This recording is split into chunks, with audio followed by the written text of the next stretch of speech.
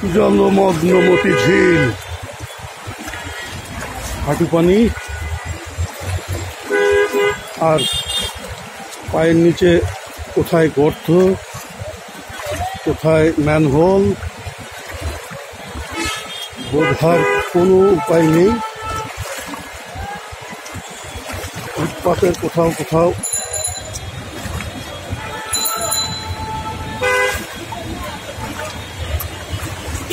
ছড়ে গেছে,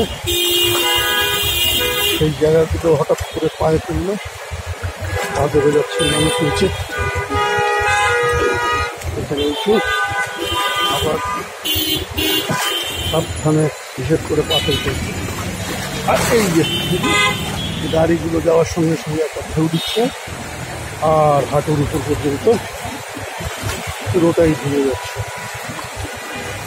এই হলো মতিঝিল, রাজধানীর মতিঝিল প্রাণকেন্দ্র।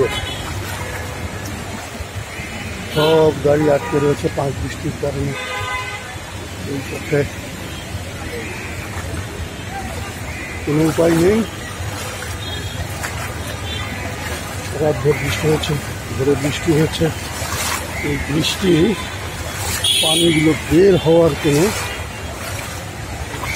পথ নেই। বিভিন্ন এলাকায় সুয়ারেজের লাইনগুলো ময়লা আবর্জনা বন্ধ হয়ে আছে, সহজে পানিগুলো বের হচ্ছে না। জলবদ্ধতা, ওয়াটার লগিং হয়ে গেছে। ওয়াটার লগ একটু ইংরেজি ব্যবহার করলাম। এই হেঁটে হেঁটে 2 মিনিটের রাস্তা 20 মিনিটে যাচ্ছে।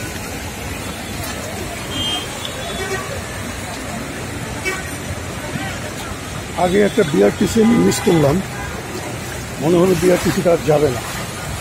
মনে হলো সামনে অনেক জ্যাম, বিআরটিসিটা রাস্তার মাঝখানে এক সাইডে আটকে দিল আরামবাগের কাছে। তারপর দেখি রাস্তা খোলা, আমি গাড়ি ফিরে নিয়ে এরপরে ফুটপাতে উঠেছি।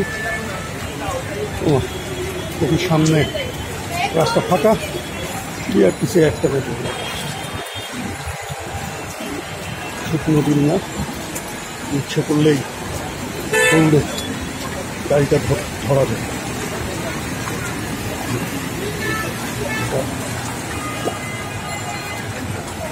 বৃষ্টির পানিতে জলবদ্ধ সম্ভব নয়।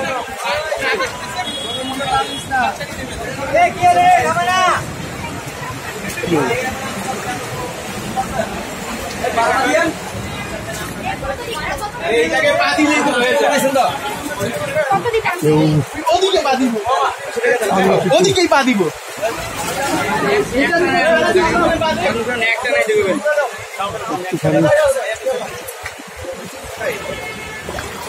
শুকনো রাখতে পানি পার হতে রিক্সাওয়ালারা তাদের ইচ্ছে মতো ভাড়া আদায় করে নিচ্ছে যাত্রীদের কাছ থেকে। একটা দারুণ অভিজ্ঞতা। আমি এর আগেও হেঁটেছি বৃষ্টি ডোবার শহরে, কিন্তু এতটা ভিজিনি তখন।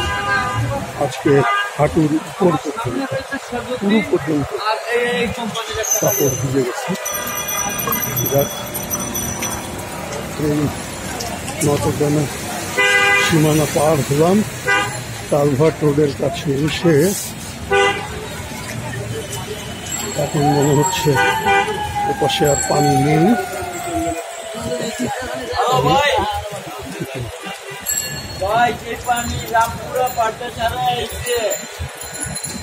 জানা আছে বুঝছেন, আমি কি কাউন্টারে আছি।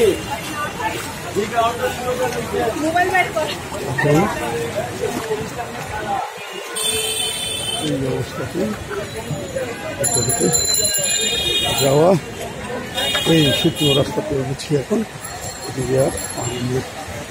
সামনে হতে পারে শাপলার দিকে থাকে। একদম বাংলা কায়দায় স্যান্ডেল খুলে হাতে নিয়ে নিয়েছি। চলছি হেঁটে হেঁটে।